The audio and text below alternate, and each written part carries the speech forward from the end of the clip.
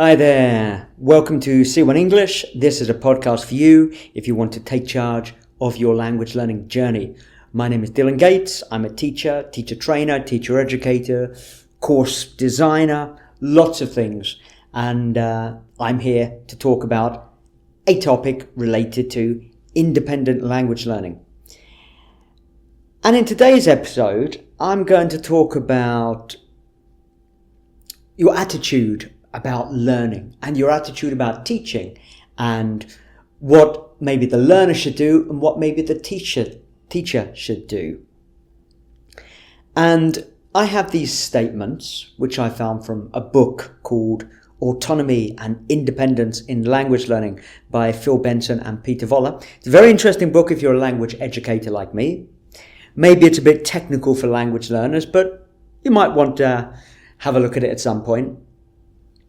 And in this section of the book, the writer talks about having these set of statements that you, the learner, can reflect upon, and I guess teachers could do this as well, about some of their beliefs about learning and about teaching. And I thought what we could do in this episode, I will present the two statements and give you the opportunity to reflect on which one you agree with most, and then I'll give you maybe my thoughts on each statement. Or each pair of statements, I should say. So the first pair of statements. So we have statement A and statement B, and they're referring to the same topic, but two very different opinions. So A, I think it's the teacher's job to correct all my mistakes. I think it's the teacher's job to correct all of my mistakes. And B, it's good for me to find out my own mistakes wherever possible. So we have two perspectives here. Perspective A, the teacher is in charge of correcting.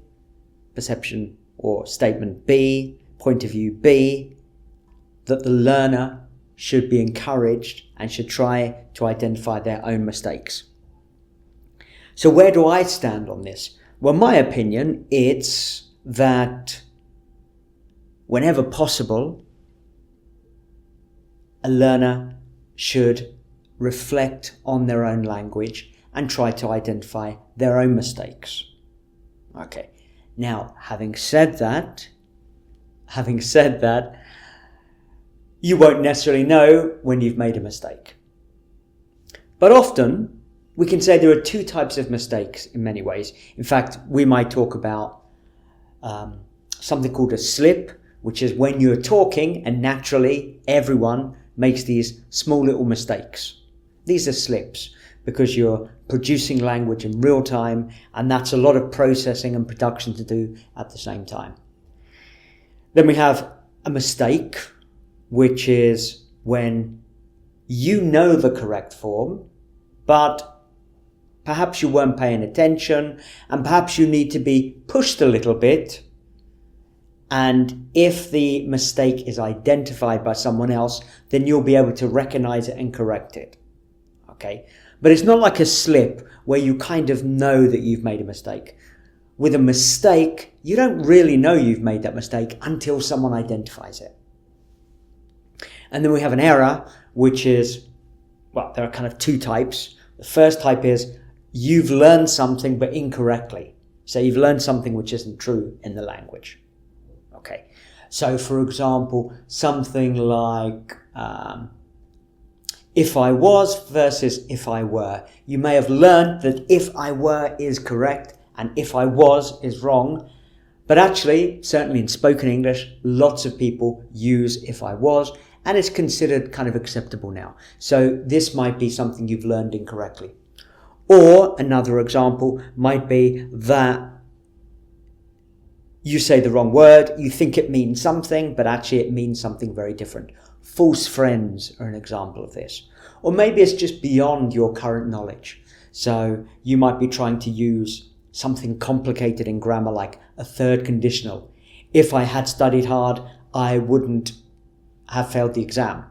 But you just make a mistake because you know what you want to say, but you haven't actually learned or acquired this structure yet. So in many ways, I think If a learner can identify their own mistake, that's great. But sometimes a teacher has to step in and maybe do a bit of explanation, and that's often our job. But also be aware that even if a teacher explains a mistake to you, you might understand it in the moment, but there's a good chance you'll continue making those mistakes, that type of mistake, until you've really acquired the correct form. Okay, next one. I want my teacher to tell me what I have to do to learn better English, or I want to find out for myself what I have to do to learn better English. So again, my perspective on that is nuanced. That is to say, it's not easy to give a simple black or white answer here. And when I work with learners, I always make sure we discuss this. I need to find out a lot about the learner. I need to make suggestions about possible approaches, talk about what worked in the past and what didn't work in the past. And so between us, we should, I hope, be able to find out a good approach about helping you learn better English. So if I were to give a piece of advice, it would be, first of all, you reflect on what you think you have to do to learn better English, and then discuss that with your mentor, whether it's a teacher, whether it's someone who has been a successful language learner, or someone who knows you very well. Because it's always good to get a second opinion, an objective opinion from someone outside. Because often you're not the best judge of what works for you and what doesn't work for you. Okay, the third one. My teacher should tell me what exercises to do and what books to read, etc. Or I want to choose for myself what exercises to do and what books to read, etc. And again, there's no simple answer to this. And again, it depends on your goals. So for example, if you're taking an exam and your teacher is an exam specialist, then I think it's a good idea to listen to their advice and let them tell you what you need to do. Although that's only up to a point, because if you are preparing for an exam, you will have to take control, take responsibility for at least part of your learning. Your teacher is not going to do everything for you.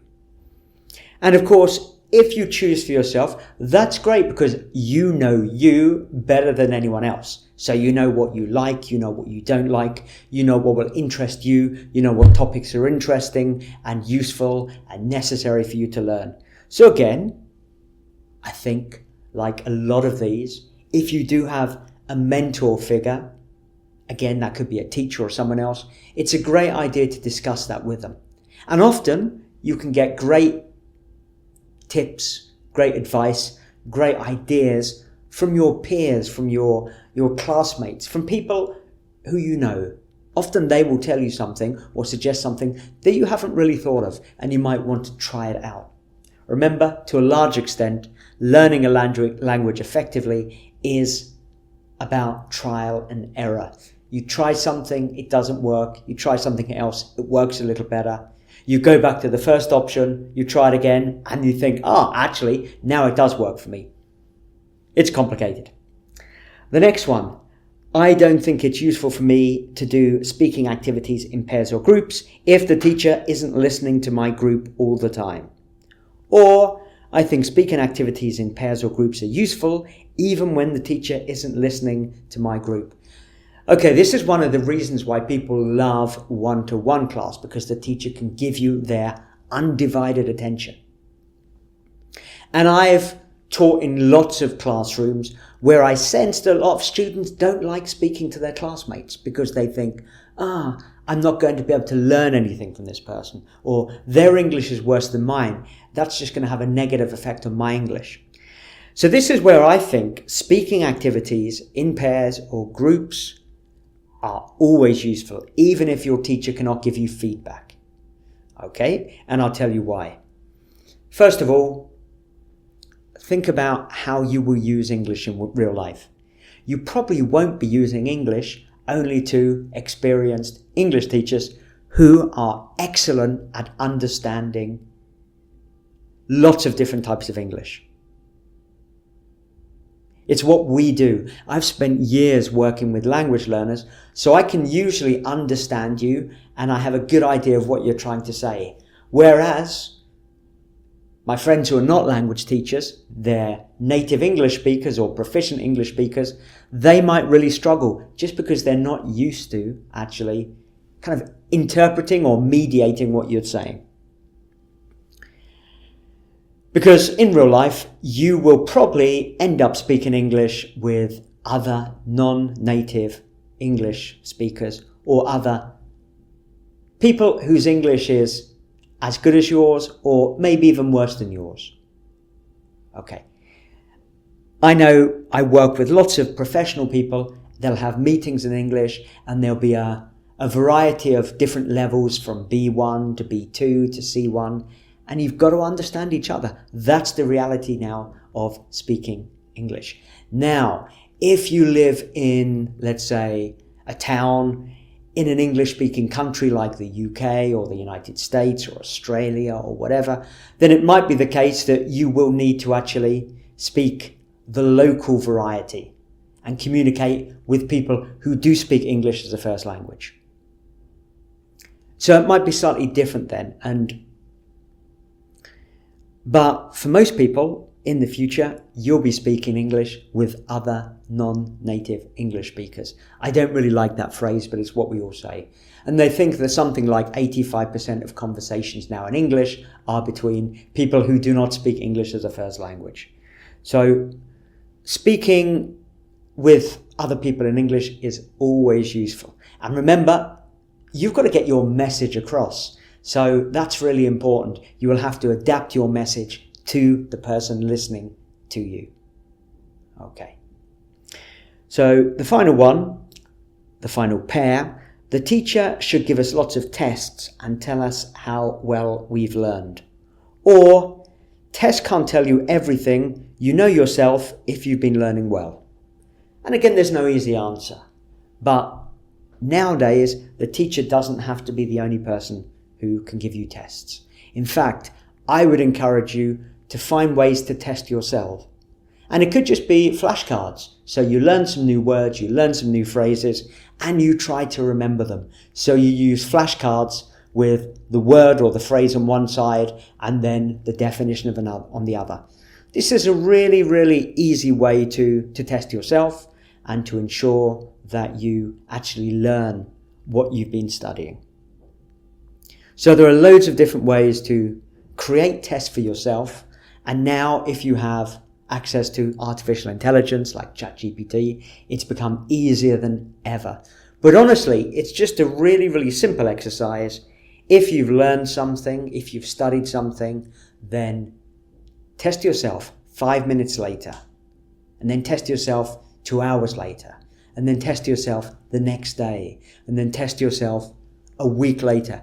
This is called spaced repetition. Spaced repetition. And the idea is that you learn something, then you try to remember it.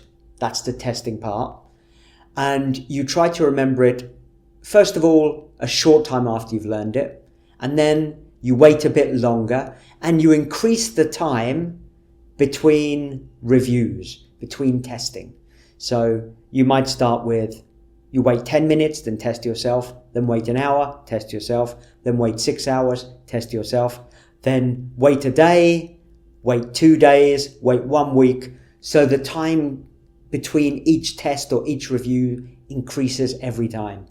And if you do that, honestly, you'll find your retention, if you retain, you keep the information in your brain, your retention will improve and you'll really acquire a lot of this new language. So there we are, some attitudinal statements on independent learning. Think about them, maybe record yourself talking about those different ideas that you have. And or perhaps you might like to write down some of your ideas. This is all a really good way of consolidating your thoughts, but also your English. So I hope that was helpful. I look forward to speaking to you in the next episode of the C1 English podcast. Have a great day wherever you are.